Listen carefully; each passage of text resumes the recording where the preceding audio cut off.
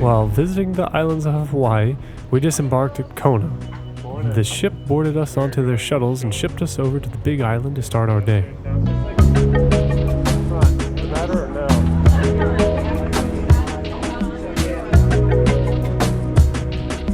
From there, we loaded into our tour vehicle and started to travel to our destination.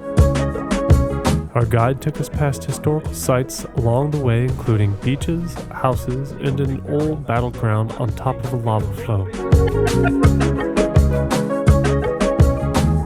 Our first tour was at a Kona coffee farm. It was tucked away on a hillside overlooking the ocean. The views were stunning. Into the ground. So what they do is they select a type of coffee, a varietal of coffee that is resistant, a kind that produces the really tasty coffee. That's what they use for the graft on top. Very similar to Mango trees and banana trees were also growing on the farm. So what they do we're going to go back. The entire operation site was very clean and impressive to see. The guide went into all of the details of coffee growing and how the beans are harvested and roasted.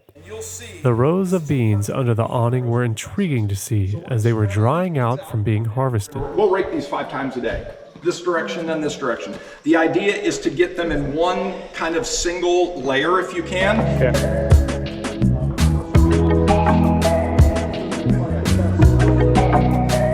If any of you were ever wondering why Kona coffee is so expensive, there are a few factors that come into play. One of the main factors is that the soil is so shallow the tree roots cannot go deep into the ground. This is because of the lava flows.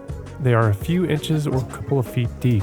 Usually machines would grab the tree trunk and shake the coffee trees, but that would rip these trees out of the ground. Instead of using machines, every bean is hand-picked, driving the cost of the coffee price up.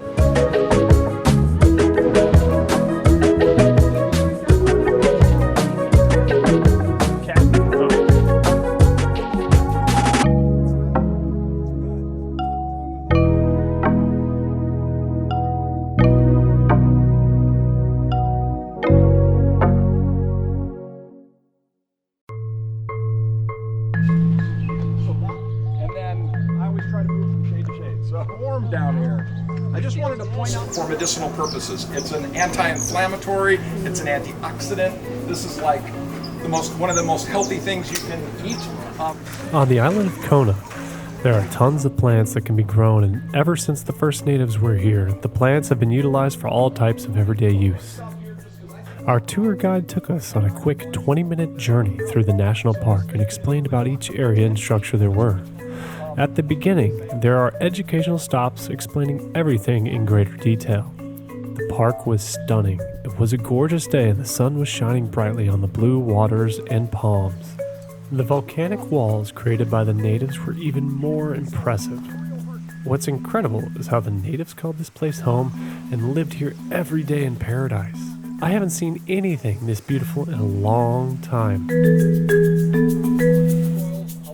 The park had a game table set up where people long ago would play a game that looked similar to checkers. For centuries, this sacred site served as a place of refuge, redemption, and reconciliation for the native Hawaiians. In ancient times, Hawaiian society was governed by a strict code of laws known as kapu. Breaking these laws, even unintentionally, could result in severe punishment or even death. However, the area provided a sanctuary for those seeking forgiveness and protection from the consequences of their transgressions. The park's boundaries were marked by massive stone walls offering a physical barrier between the outside world and the sanctuary within. Once inside, individuals were safe from harm and could undergo a process of purification and absolution. Priests guided supplicants through rituals designed to cleanse them of their sins and restore their spiritual balance. The national park in the day also served as a place of cultural exchange and community gathering. It was a hub for ceremonies, celebrations, storytelling, where Hawaiian traditions and knowledge were passed down through generations. Fish ponds were created for the higher class families. Remnants can still be seen to this day. The natives would catch fish to put in these, and whenever someone wanted food, they would just go to the fish pond. Throughout the area, wild goats roam and munch on greens poking up from the old lava flows.